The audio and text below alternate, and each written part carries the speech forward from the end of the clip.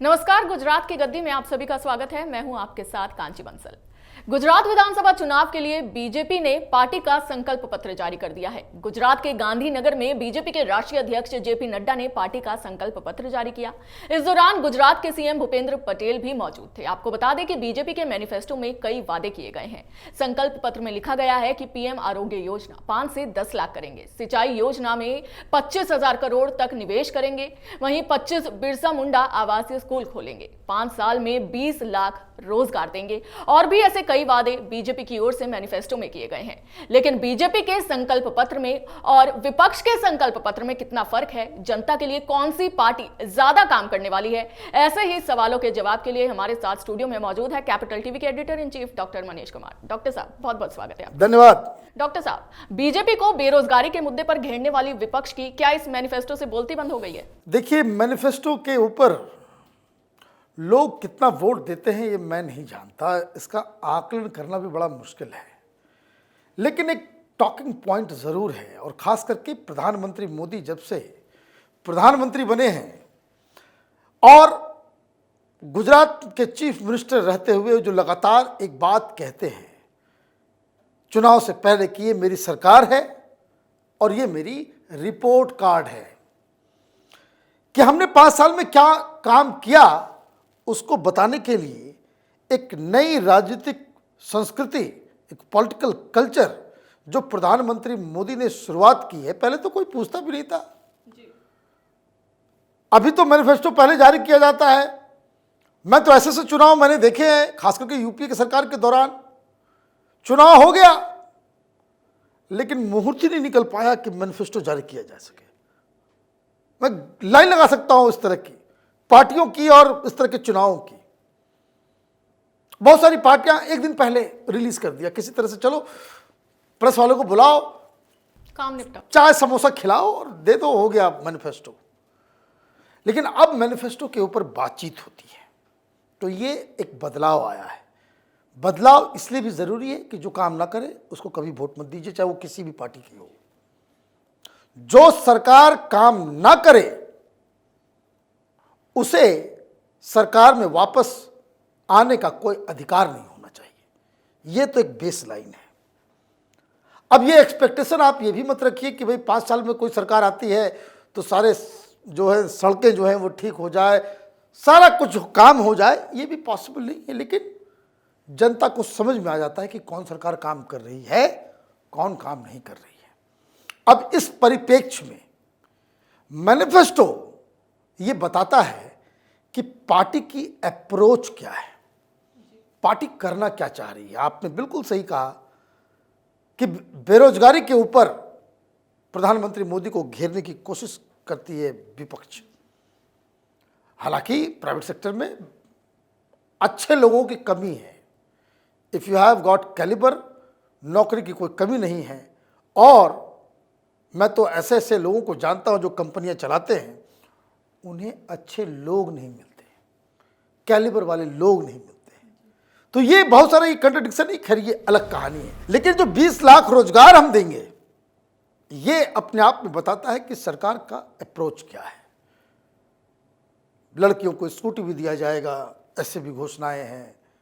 फिर वहां जो पानी की जो किल्लत थी, वैसे गुजरात में तो अब तक ये ड्राई स्टेट हो चुका था, पानी की वजह से लोग गुजरात को अब तक छोड़ चुके होते अगर प्रधानमंत्री मोदी ने नर्मदा के ऊपर तमाम ये जो लेफ्ट लिबरल कबाल है उससे लड़ाई नहीं की होती।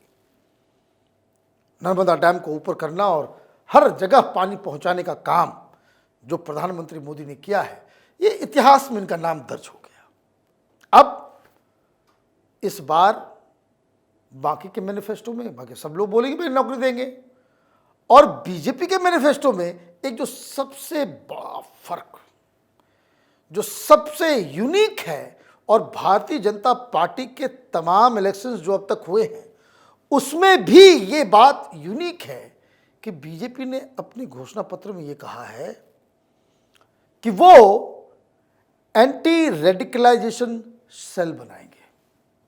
जैसे यूपी में था कि एंटी रोमियो स्क्वाड बनेगा, है सिक्योरिटी, वो बताता है कि भाई आप किस चीज़ को लेकर के सीरियस हैं। अभी यूपी इस मामले में बहुत बेहतर हो चुका, बहुत बेहतर हो गया, महिलाएं सुरक्षित महसूस करती हैं। अब यहां क्या वो कह रहे हैं, या कह रहे हैं कि भाई कि एंटी रेडिकलाइजेशन सेल्स बनाएंगे हम। अब ये एंटी रेडिकलाइजेशन सेल है क्या?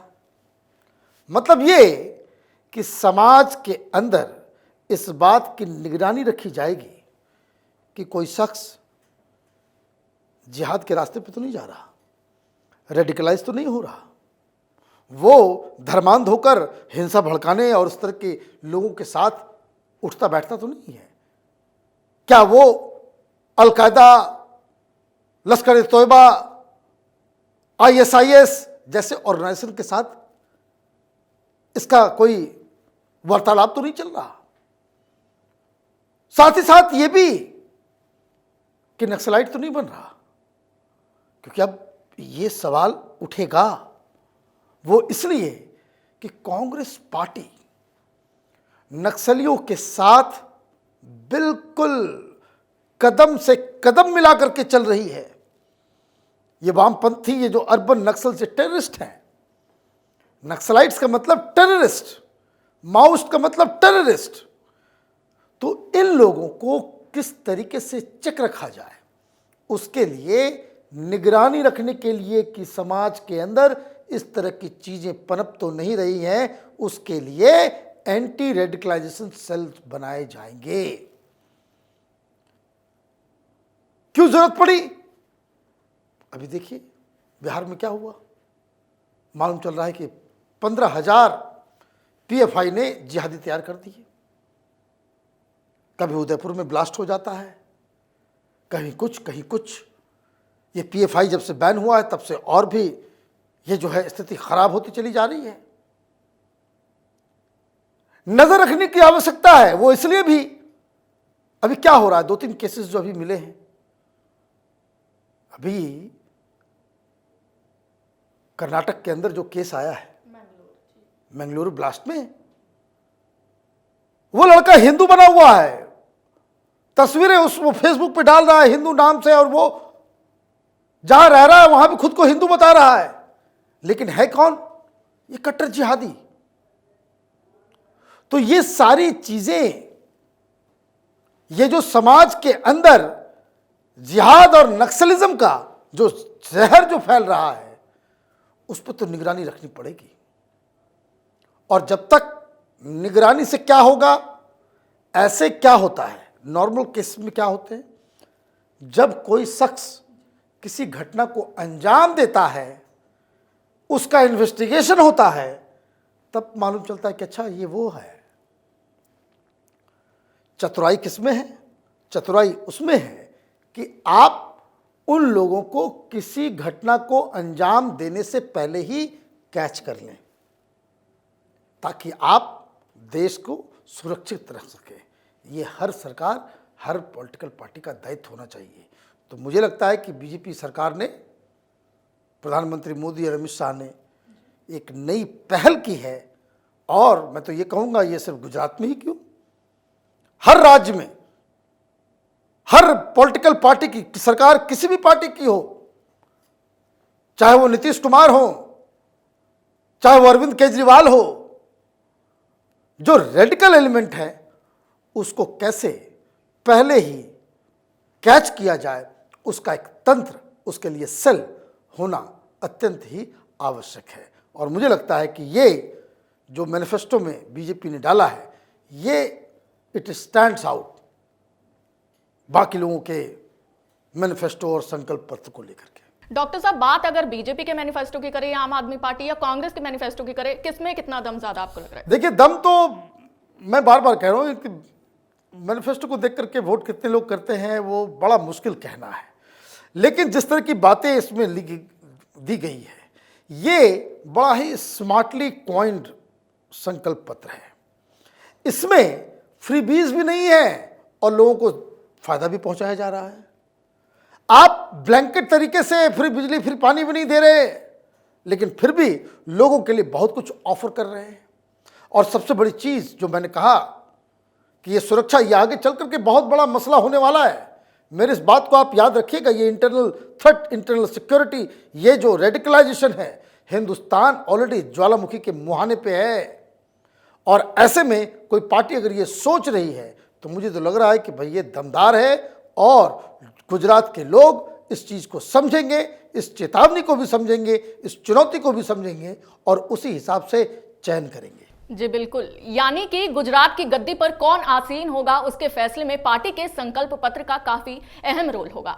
लेकिन बीजेपी का मैनिफेस्टो आते ही विपक्ष की बोलती बंद हो गई है, या ये कहना भी गलत नहीं होगा कि विपक्ष के पास बीजेपी पर सवाल उठाने का अब कोई भी मौका नहीं बचा है। बहुत बहुत धन्यवाद हमारे साथ चर्चा में जुड़ने के लिए। धन्यवाद। अगर आपको हमारा ये वीडियो पसंद आया हो तो इसे लाइक करें, शेयर करें और कैपिटल टीवी को सब्सक्राइब करना बिल्कुल ना भूलें। जय हिंद।